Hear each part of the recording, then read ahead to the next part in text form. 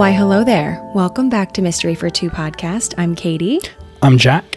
And guys, there are only 2 more episodes in season 1 of Mystery for Two. I think we've done pretty darn good so far. I'm giving ourselves a round of applause and tapping Katie on the back. How exciting is that? Anyway, today's story is a really good one, and I'm not even gonna embellish the introduction here any further. Let's just jump into Jack's question of the week, because I am on the edge of my seat. Question time. Alrighty, let's jump right in. Well, the origin of this question sprung into my brain while I was in the shower earlier. Of course, best thoughts come to you in the shower. As indeed they do. And it was regarding air travel and being on planes. Are you an aisle seat or a window seat person? I'm assuming no one's a middle middle. Seat person. No. If you're middle, then that's an odd choice. Unless you're traveling as a group. That's what I was going to say. If you're traveling with someone, like in our situation, oftentimes one of us is in the middle. Yeah. But if you are traveling alone, would you rather an aisle seat or a window seat? Okay. I am team aisle all the way. I like to dictate the tempo of, when I can go to the bathroom or not. I hate to be that guy waking someone up or, tapping them to wake them up. Yeah. Or weirdly leaning over them and hoping you make no contact.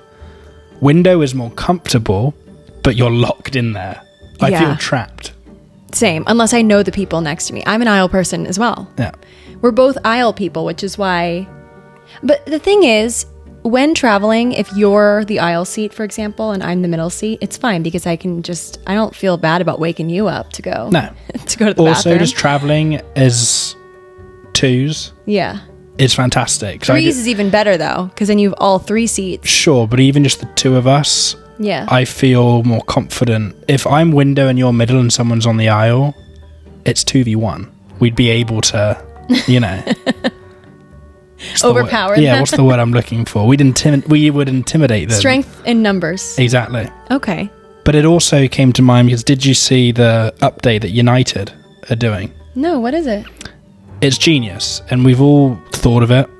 Basically, if you're flying economy, yeah, and when you've struck the luck of the draw, won the lottery, and no one's in your aisle, and you've got the aisle completely to yourself, some people will lay down, right? You'll lay down across all 3 seats. United are making a class where if they have availability, or you can just book 3 seats, it's going to end up being cheaper than, first class, and the seats will fold out. So then you can just lay down. You will have a bed. Wow. So they're making that a thing. That's really smart.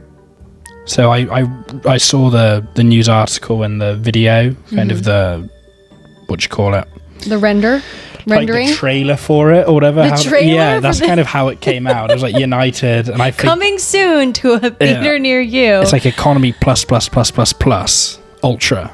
Interesting. But yeah, I'll show it to you later. Okay. Well, dear listener, are you an aisle seat or a window seat when traveling solo? Or if you are, or a middle seat. Team middle, let us know. Yeah, we're really more curious about who would choose middle over aisle, or sometimes it's the only option you have, but if you were able to choose, which one would you choose? There you go. And with that, I think we get into today's mysterious tale, which is taking us to the year 1957, and we're in Central Florida. We're on a small, privately owned island in Lake... Okay, I'm going to try really hard with this. Lake Tahopkaliga. Something like that. Lake T. I always try my best, and sometimes the best is all you can do. So we're on a privately owned island in Central Florida, and 1,000 people, mostly women, are stepping off of boats, dressed in bright costumes, laughing, cheering, and gearing up for several days of fun at a company retreat. And the theme of the retreat was Around the World in 80 Days. And this is reminding me of the show that we're watching. I was just about to say Company Retreat. Called Company Retreat. Unreal. It's a spin-off from the original Jury Duty season or franchise, rather, where one person in the show is not an actor and everyone else in the show is an actor, unbeknownst to the one person that is not the actor. Highly recommend. That's like the dumbed down version, watered down version, rather, of what the show is. It's so good. And right now, the current season is called Company Retreat. And you really like it, don't you? Oh, I love it. I'm hooked. New episode's out tomorrow. So in our story, we're on a company retreat in Central Florida, but this is no ordinary company retreat. This is what was called the Tupperware Jubilee. And Jack, do you know what Tupperware is? Indeed, I do. I actually have Oh, there you go. I have one here on our table. That's actually an off-brand one, I will say. I believe that's a different brand. Rubbermaid. It's not Tupperware brand, but Tupperware is a brand. What is Tupperware? It's where you store leftovers. It's where you store. So yeah, Tupperware has become a household name over the years, similar to the likes of Kleenex or Crock-Pot. It's like what you call something, but That's what I was going to say, yeah. It stems from a brand, but it's a household name of sorts where you'd like, can you hand me a Kleenex? That's technically a brand name. Can you hand me a tissue? Would be more accurate. So in that same grain, Tupperware, even though like that one you're holding right there is Rubbermaid, we're still referring to it as a Tupperware. Yeah. I'll be like, hey, can you get a Tupperware out of the cabinet? So essentially it's a brand of durable, airtight plastic containers used for food storage. And it was invented in the 1940s by a man named Earl Tupper. So Earl Tupper, Tupperware. And we'll talk more about him in a minute, but... What year did you say it was invented? 1940s. Wow. 1940s is when Tupperware was invented. They've been on an 80-year run. Yeah, but for some reason it feels like it should be longer than that, right? Like it's kind of crazy to me that before the 1940s, something like this plastic airtight container, didn't exist. Isn't that interesting? I guess, but like when did refrigeration even become a thing? Before that. Yeah. Not like way before, but... Well, okay, we'll get into the logistics of the container. Why am I awkwardly holding this now? You can put it down. It's like my trophy. You can put it down if you'd like. If it's a little too heavy for you, it's like filled with air. So I know, yeah, with those guns. Haven't gone to the gym this week. A little out of practice. Anyway, so back to the Tupperware Jubilee. So this is essentially a multi-day retreat to celebrate the top Tupperware salespeople. And the retreat was created by a woman who is at the center of this mysterious story today named Brownie Wise. So her name's Brownie Wise, and the retreat is being held at Brownie's private island. She has her own private island, and so she's hosting this sales retreat. At the moment in our story, Brownie is one of the most powerful businesswomen in America. She's on the cover of Business Week, which was unheard of for a woman in the 50s. And at Brownie's Tupperware Jubilee party, there are lobster feasts planned, theatrical performances, and ceremonies where the top sellers are crowned like royalty. Women who just a few years earlier had been told their place was strictly inside the home, since it's the 1950s, of course, are now earning money and traveling on their own away from their families. And then came the grand finale of the Jubilee retreat, which was called the Luau. More than 1,000 attendees are ferried to the island by boat from the mainland for the party, just as the sun was setting. They're dressed in vibrant luau outfits with orchid leis and are gearing up for a night of fun on the private island. But out of nowhere, the sky cracks open and a sudden thunderstorm with heavy rain and high winds come out of nowhere. And Brownie unfortunately did not plan for this to happen at her party. Decorations came crashing down from their posts and conditions were getting worse by the minute. There were close to 1,200 people on the island, with nowhere to take cover from the rain and wind, and there weren't nearly enough boats for people to head back to the mainland all at once. And so, panic ensues. The boats begin rushing back and forth, trying to evacuate hundreds of thousands of people from the island, but some boat operators lost control and collide into each other. By the end of the night, 21 people are hospitalized with serious injuries, with some later filing lawsuits. And somehow, during all of the chaos, Brownie Wise disappeared. We'll come to find out that she left the party early, and had abandoned all of her guests. And within months, the woman who helped make Tupperware a household name would be fired for a completely different reason. Why do you think she was fired? What's your, guess? Without even knowing anything about her, really. What do you think she did? Did she try start a rival company? Okay, interesting guess. This is Brownie, right? This is Brownie Wise. And remind me, what was Brownie's relationship with Mr. Tupper? Well, she's VP of marketing at this point. Yeah, she for sure tried starting her own company. Okay. Or she was in bed with someone. Okay, hang on to those thoughts, and we will soon find out the truth. So this is such an interesting story, guys. The origin story of this household object that you use probably every day and don't think a single thing of it. Just this plastic container that within the story, there's so much drama. So buckle up. Okay, so today, when you Google Tupperware, Brownie Wise's name isn't even on the first page of search results. Wiped her out. However, during the 50s, Brownie was the famous face of the brand and oftentimes the only person that people would associate with the revolutionary household product that they used every single day. But why is the woman who helped build the brand now a ghost? How did she disappear into thin air? So today we'll be talking about Brownie's fall from grace and the mysterious reason that she got stripped of her position as the face of Tupperware. But of course, let's first take things to the very beginning, when Brownie was born. She was born Brownie Mae Humphrey in rural, I always struggle with that word. You say it, rural. Rural Georgia in the year 1913. And she had a very simple yet unstable upbringing. Her parents divorced when she was young. Her father was a plumber, and her mother, Rosa Bell, worked as a traveling labor organizer for a hat makers union. So she was a hat maker, and then after the divorce, she graduated to working for the hat makers union, which I didn't realize there was a hat makers union, but I guess it makes sense.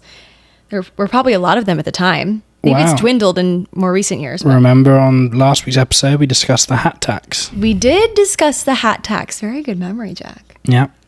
And there's always a union for something. There's endless unions for good reason, in my opinion. But her mom's work was dangerous and exhausting, and it meant that Brownie was often left by herself or with her Aunt Pearl, who was a dressmaker. Brownie's relatives said, even from a young age, that she, quote, liked to primp, which I feel like my relatives would say the same thing about me. To primp? Do you know what primp means? P-R-I-M-P, primp. I'm thinking of pimp, pimp my ride. No. Primp is she liked to get ready. She liked to get dolled up. She liked to... You like to primp. Exactly. She liked to spend time on her hair and makeup. You are a primper. I am a primper, and I'm proud. I am a primper, and I am proud. Brownie showed more interest in fashion, appearance, boys, and her social life than she did academics. Even from a young age, Brownie seemed to understand how to win people over with charm and careful persuasion, which honestly I think is a more important skill, arguably, or I guess in my opinion, than being good at school. Being able to win people over will get you far. I would say winning people... personality gets you further than knowing Pythagoras' theorem. Precisely. Very true. Her relatives say that Brownie left school after the 8th grade and then joined her mother to work for the Hat Makers Union, and Brownie gave speeches at union meetings, even from a very young age. She was a gifted public speaker and really knew how to appeal to people's emotions. In 1936, Brownie won a contest to paint a mural at the Texas Centennial in Dallas, and it was there where she met a man named Robert W. Wise. Robert was an employee working on the Ford Motor Company exhibit, and the two of them hit it off right away, got married later that year, and had a son named Jerry Wise, who was born in 1938, and then they all moved to Detroit. I struggled with that one. They moved to Detroit. But Brownie wasn't a typical housewife of the time. She had this drive to continue working even though she had a household to tend to. She was a writer at the time and contributed to the Detroit News Experience column under a pen name, and her pen name was Hibiscus, which is like the flower or the tea, where she wrote detailed and very embellished articles about her day-to-day life. Kind of like a Carrie Bradshaw type, ahead of her time, before Carrie Bradshaw was even a thought in Candace Bushnell's mind. Brownie portrayed her home in her column as Love Haven and described her husband as devoted, and invented a glamorous Southern upbringing that did not reflect her actual childhood. She created, essentially, a fictional life and wrote about it in detail as if it were the truth. Brownie was, she had quite the imagination. Exactly. But also she was like a wishful thinker, I feel. Or she was an optimistic, like she really rose-colored glasses type of person. Glass half full. Even if it wasn't totally true. But in reality, Brownie's marriage was troubled, and Robert, her husband, was reportedly a violent alcoholic. The couple divorced, luckily, in 1942, and Brownie then had to find ways of supporting herself and her son on her own. She got a job working in retail and then as a secretary, while also seeking additional ways to make money. But remember, she had this natural gift of charm and persuasion, so it just made sense for Brownie to eventually become a saleswoman. Like you. You're good at that too. You have this like charm for being persuasive. Charm / know how to bullshit. Knowing how to bullshit. Yeah, what would you say that the secret sauce for being a good salesperson is? Like, listen? Like to your customers? Okay. Listening is very important. To not talk too much. Listening and hearing things that aren't even said. Right? It helps having a very good product, obviously, but yeah, Jackson Sales. I don't know if we made that clear, but that's his day job. So Brownie began selling Stanley home products, which not related to Stanley the cups. The cups. Stanley Home Products is a different kind of brand, which we'll get into in a second. But she would do in-home demonstrations, which was like a form of door-to-door sales at the time. Meanwhile, at the same time that Brownie is trying to make ends meet for herself and her son in Detroit, a chemist named Earl Tupper was working on a new invention. Earl had previously been in the landscaping business, but it had gone bankrupt, so he was desperately trying to pivot himself. So they were both kind of in the same boat, like wanting to make ends meet, wanting to find their passion. Earl had taken note of one of the biggest problems in American kitchens during the post-Depression wartime era that they were in, which was food going bad because of the lack of proper storage. Like tinfoil, things like that did exist at the time, just didn't always cut it. Didn't cut the mustard. Didn't cut the mustard. Didn't keep the mustard. Why is that a phrase? Without spoil. Didn't cut the mustard. I've actually I could probably count on one hand how many times I've said that in my life, and I feel like I just said it for the first time. Like I've read it, but I don't think I've ever said it. Yeah. I've heard it many a times in soccer terms. Didn't cut the mustard. Well, we know what it means. Like a bad signing. Yeah, they just didn't cut the mustard. I guess cutting the mustard's kind of easy to do, right? You just go like that. Because it means, right? Little flick they didn't get the job done, or like they weren't quite good enough. Right. It doesn't mean they were useless, is the way I understand it. They didn't cut the mustard. They didn't do it. They just didn't cut the mustard. Well, anyway, so Earl is noticing that there's this big problem in America where food is going bad because people are not storing it properly because they don't have the means to store it properly. And so Earl started tinkering around with some polyethylene and came up with an invention inspired by paint cans called the Wonder Bowl. So he was like tinkering around with plastic, essentially. And this Wonder Bowl invention had an airtight seal, which helped keep food from spoiling as quickly, which is more or less what we know Tupperware to be now. At the time, this was a huge innovation, but it was a confusing concept for people of this time period.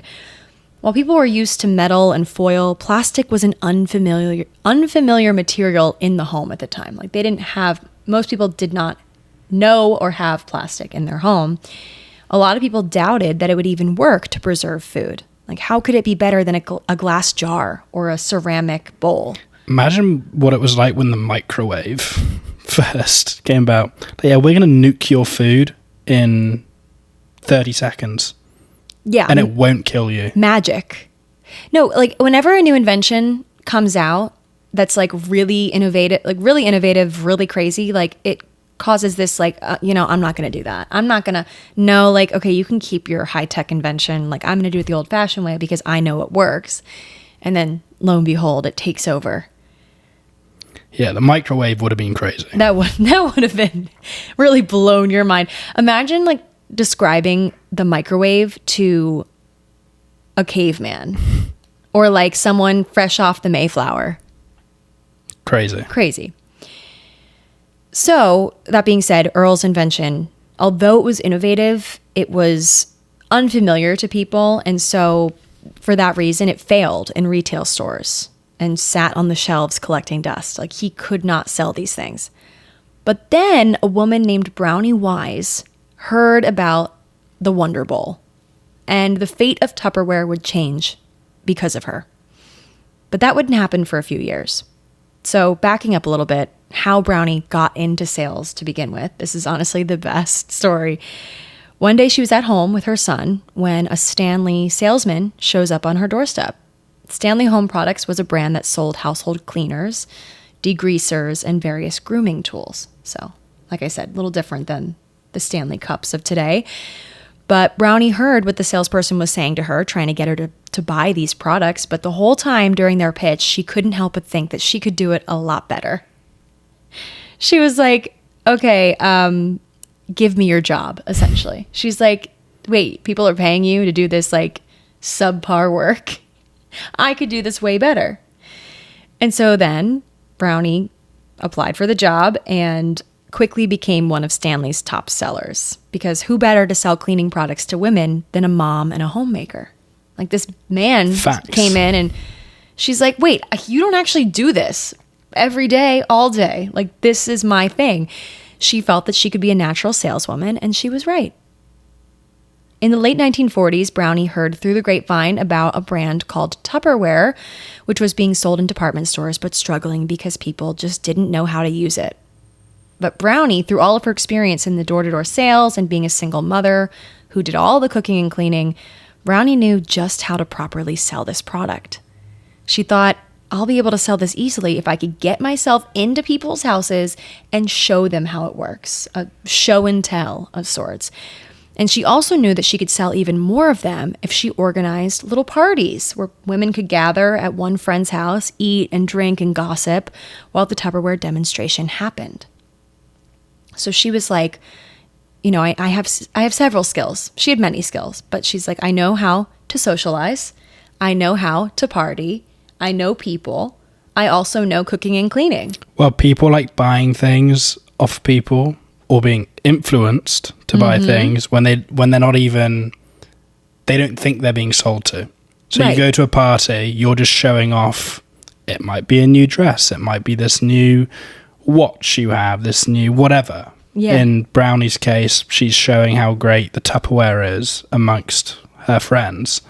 And the friends, because Brownie has it, or they're impressed by how great it is, they're going to freak out. And she was a particularly stylish woman. Like, if you're watching on YouTube, I'll put some pictures of her. So people looked up to her. She was the OG influencer, honestly. Brownie Wise was the OG influencer. Well, it was all the primping.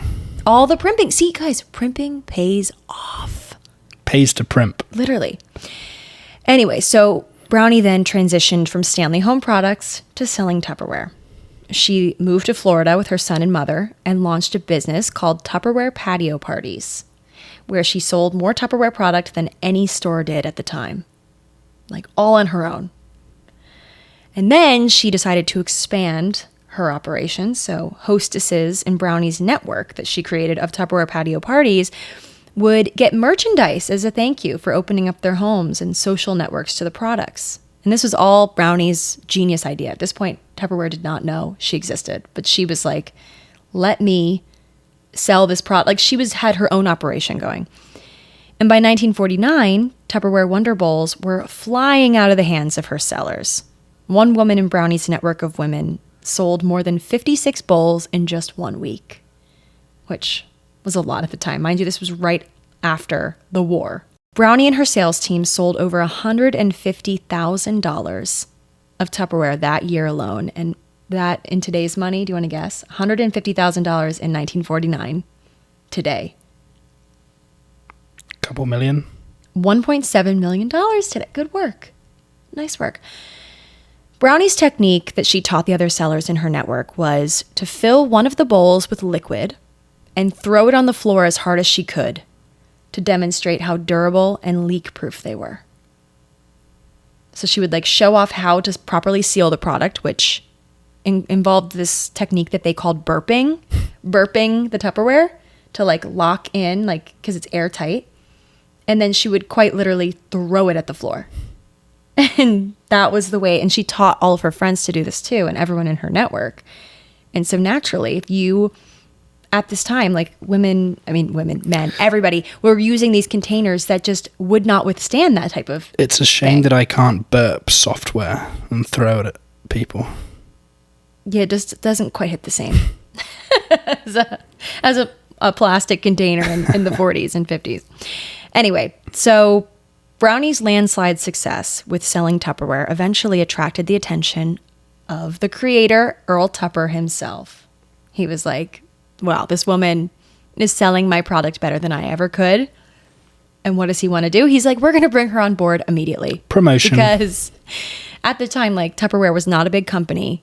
It was like a Shark Tank product, like a product that someone just needed to believe in because otherwise it was just going to tank. And unfortunately, that was the beginning of the end for Brownie Wise. In 1951, Earl hired Brownie as his vice president of marketing, which was actually unheard of for a woman at the time. But he saw what she could do and wanted her to expand the concept of Tupperware parties all over the world. And so she took charge and centered the marketing department around the home party plan. And by 1954, there were approximately 20,000 people, including men and women of all ethnicities, in the network that Brownie created of Tupperware sellers. It was an exciting way, particularly for women, to be their own bosses, make money, and also be social with their friends, which was, again, kind of unheard of at the time. And the sellers all really trusted Brownie because she was extremely hands-on and involved. Even though the network had exploded in the way that it had, she created a weekly newsletter to talk to all of them and a magazine. And sellers really felt connected to her. And she just didn't seem to them like this high-powered, money-hungry exec. She was a woman, first of all. She was just Brownie, the single mother from rural Georgia. She stayed true to her roots. At this point in the story, it is my belief that she was very much like her authentic self. Although, well-dressed, and now she would have a salary to work with. And, she was living in Florida now instead of Detroit when she first started. But this was a really interesting time in history also because this was just after World War II.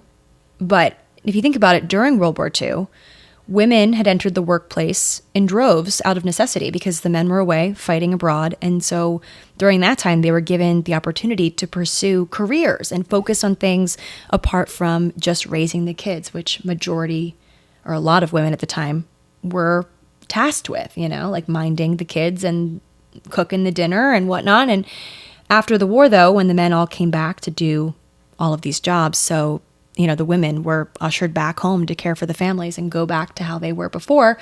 But a lot of women had had a taste of that freedom and that excitement of being able to have this career and make their own money, after being given all that freedom and power and then it being taken away. A lot of women were left wanting a bit more. And so this was the answer for a lot of them.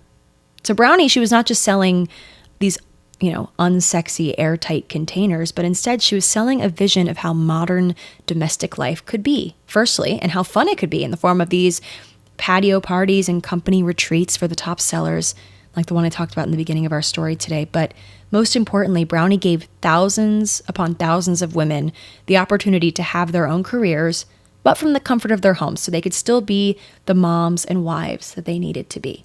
Brownie knew what modern women wanted. She would even give away lavish designer evening dresses, coordinating hats and accessories to her sales elite, which she called the Vanguard. So she just understood what people wanted out of a career and what would make them work harder. Brownie knew how to make... What made people tick? Like, what's the word? She... Incentivized them? That's the word. It's like we share a brain.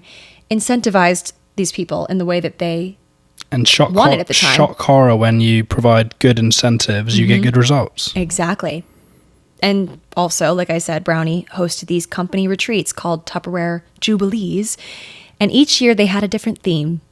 The 1954 Jubilee was themed around the Wild West and featured... This is crazy. Can you imagine you doing this on a sales retreat? Listen to this. There was a big dig where people invited on the retreat would dig up jewelry and TVs. Like there was like they were buried and they would go out and like dig them up and they got to take home whatever they found. Hell yeah. Like, isn't that crazy? Like in a tractor or like... I didn't get more information. I'm assuming they were given shovels. Like they were like shown to a plot of land where there's like expensive jewelry and TVs buried and like... And just told to go nuts. Go nuts. Yeah, and that was one of the retreats. But Brownie was living large as well on her salary. Her home was described as a swanky beach hotel lobby with flamingo pink furniture. And Tupperware as a whole was transformed because of her. And largely because of Brownie, they hit $25 million of sales in 1954. Which, Damn. in today's money, $300 million. That's a serious company. Yeah. Because Earl Tupper, let's talk about Earl. Earl Tupper did not like to make public appearances. And he allowed Brownie to essentially take all of the limelight, to take all the interviews and be photographed for the magazines and the papers and go on the talk shows. She was the face of the brand. She really became the face of Tupperware. And she was the first woman to appear on the cover of Business Week magazine. Her tagline for all of these interviews was, "If we build the people, they'll build the business." Which is really interesting. That's a good tagline. But as time went on, I think Earl started to realize, maybe I should have done some more public appearances because somehow this woman has become the face of my brand, which was all his doing pretty much. I mean, also her doing. She didn't mind the limelight, she didn't mind furthering the mission of the company, of course, but they started to butt heads frequently. Jealousy. Yeah, a little bit of jealousy, but also they had different ideas of how the company should be run and managed. And, he was a bit jealous of her face being plastered all over the newspapers and magazines when it was his invention. Well, that's always a good sign of management because, they always say, what most successful people would always say, hire people that are smarter than you. Right. But then being able to relinquish control... Yeah. And not step in and not feel insecure, basically, because you've hired someone that is smart and maybe has ideas that are better than yours, or they've grown the business past the idea that you initially had. That's where I think a lot of people struggle. True. Very true. Plus, this is the 50s when... Well, just the man-woman dynamic probably even stronger than it still exists today, for sure. Yeah. It's not like act as if it's disappeared. Right. But back then it was really bad. Yeah. Oh, yeah. Like the imbalance of... Well, Earl would have felt embarrassed almost, probably. Right. So by the late 50s, Earl was also considering selling his company. He was like, I've made all this money. I did my invention here. I'm not really like looking to do anything else. So he was looking to sell his company. And this is a quote from him. He said, his gut told him that it would be less attractive to sell his company with an outspoken woman at the helm of the sales end. He didn't like that the brand had started to focus on femininity either, through the home party aspect, which is quite literally the reason why his brand exploded to begin with. But he was like, wait, whoa. Why is this like being labeled as a woman's brand? Because of Brownie at the helm and because it's being marketed to all these housewives. But like at the end of the day, that's what made you the big bucks. So like you can't complain. Can't have your cake and eat it. Literally. Out of Tupperware. out of a Tupperware. Leftover cake. Earl and his all-male board thought over whether or not outspoken Brownie should be let go, even after all of her hard work. She was also accused of, quote, undermining the company's image when she reportedly used a Tupperware container as a dog bowl. Which, come on. I'd say a lot of people do that. Like, Especially when they like first adopt a dog. I think the board were just looking for grasping for excuse straws. to try get her out at this point. Right. And here's where being a woman in the 50s did not work in Brownie's favor, majorly. You see, even though she was amazing at what she did, a born salesperson and people person, Brownie, for some reason, did not have the foresight to have a contract in place with Tupperware. Or any stake in the company that she helped build. No equity. Meaning she didn't have anything keeping Tupperware from severing ties with her and her work, furthering the brand, and it wouldn't pay off after she was potentially fired. Yeah. Then, of course, the disastrous Tupperware Jubilee happened when 21 people were hospitalized after that big storm hit, which is what we talked about in the beginning. And Brownie fled the scene, which was interesting. After doing a lot of reading on her and her character and how she treated people, I am honestly shocked that she abandoned all of those people at the Jubilee. Like, perhaps it was like a miscommunication or like something of that nature. I'm like surprised that she like let all those people potentially get hurt or worse. But regardless, she did flee, and it was not great PR for the company. And so that made the decision a lot easier for the board to let her go. And it essentially sealed her fate in a Tupperware, in an airtight Tupperware container. Okay, I wasn't miles away from my earlier guessing. What was your guess? You were like, I thought she'd started a rival brand, or... Well, she didn't start a rival brand, though.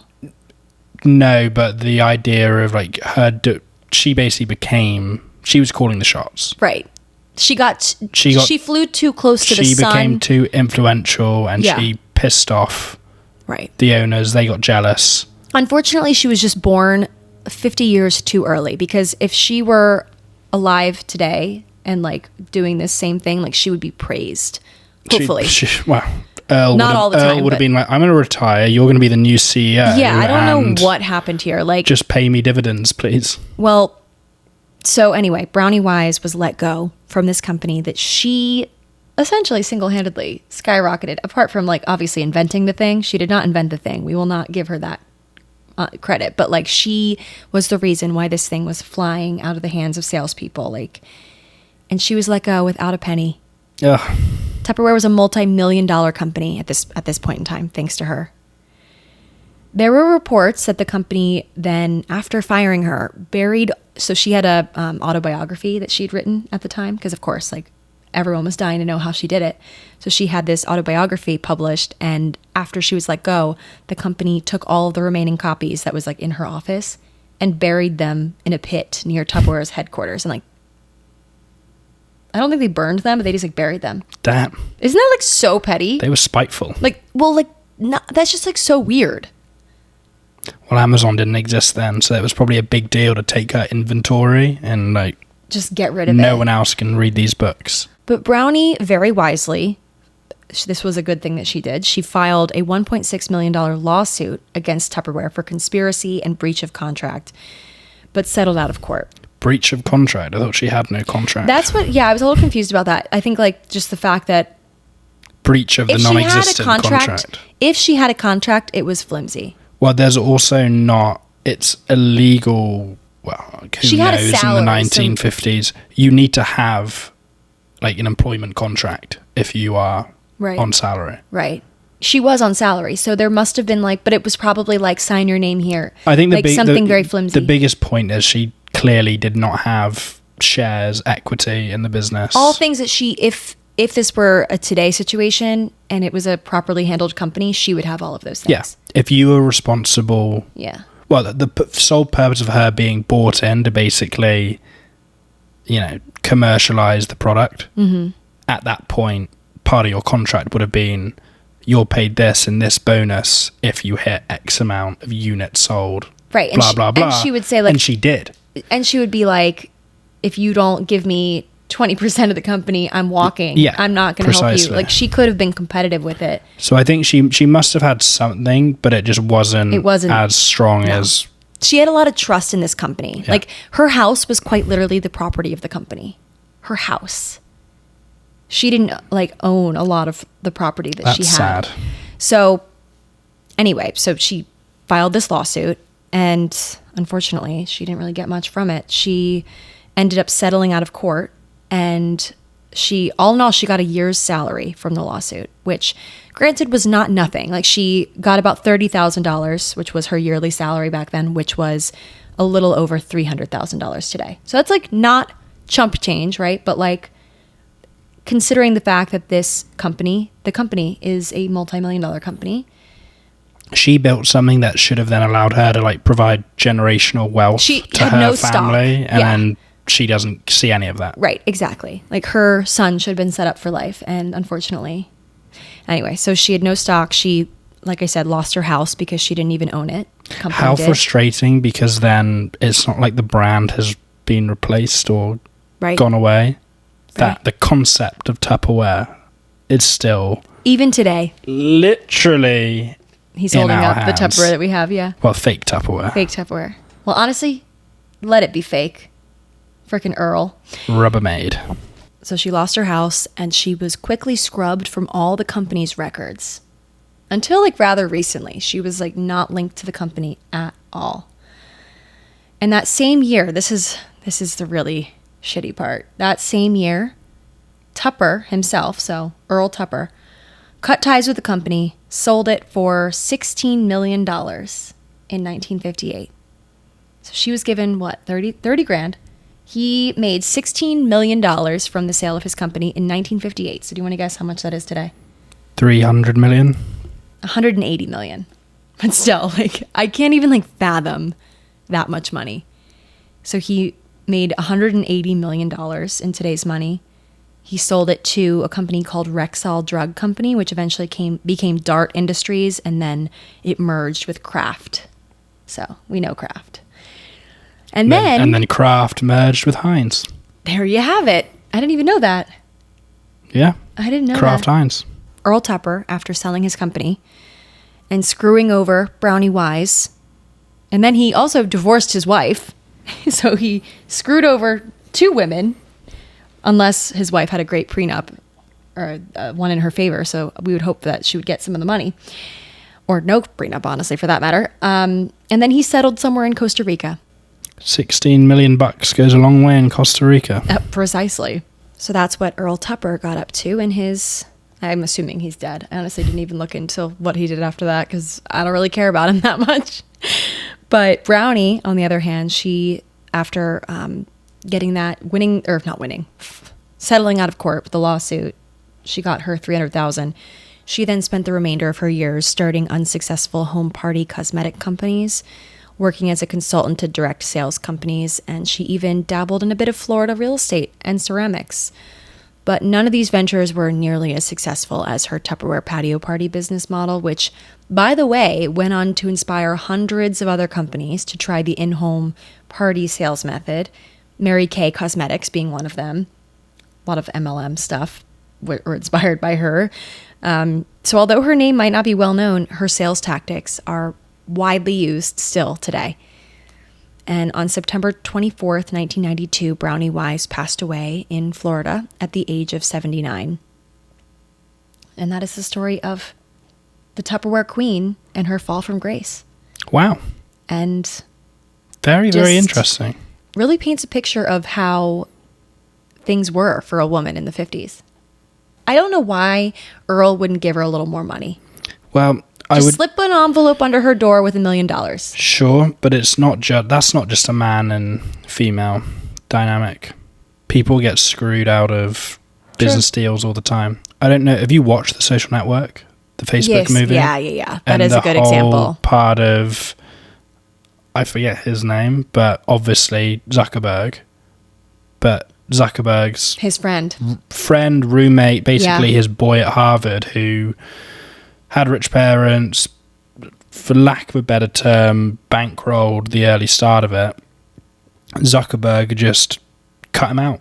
Did he get paid out, though? Like, did he get money?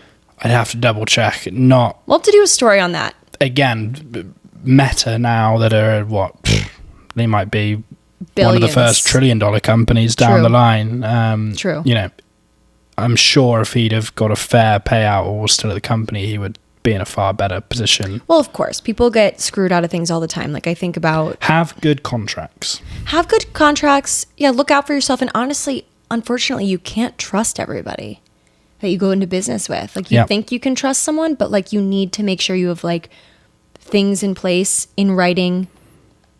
And you just don't want to be screwed over. right.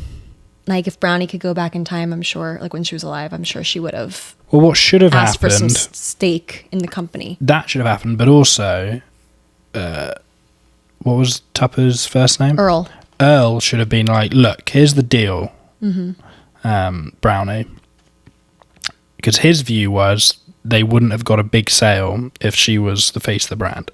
Right. And that might have been right. Honestly, yeah. Like a strategic decision. He clearly worked because he got 16 mil for it. But he should have pulled Brownie aside and like, look, Brownie, you've done an unbelievable job. You're not the sole reason, but you're a huge reason for why we are who we are today and drowning in money. We need to, for an optics point of view, basically let you go. But we're going to have a little under the table agreement here.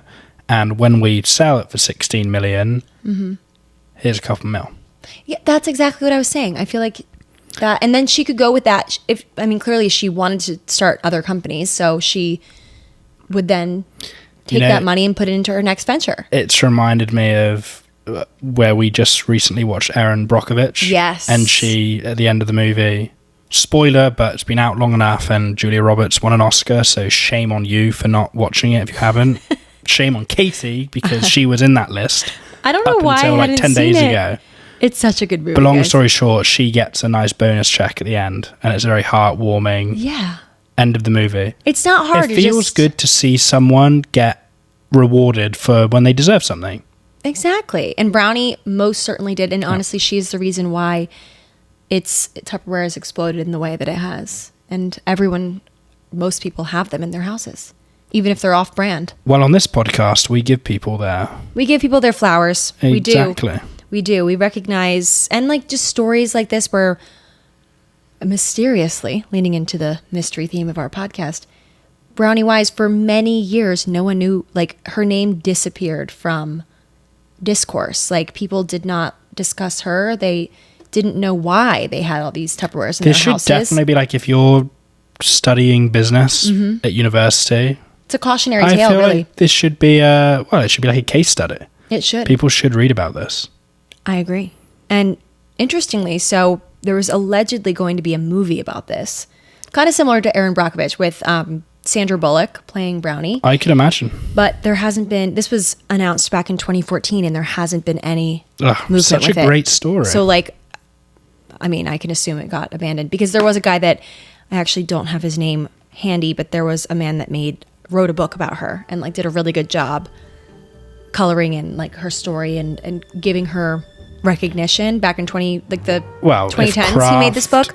If Kraft now own Tupperware, I'm sure Kraft and all the millions they've got at their disposal are like, hell no, we don't want to have a movie where we're painted out as it's not women them. haters. But now movies will stir up things. Yeah.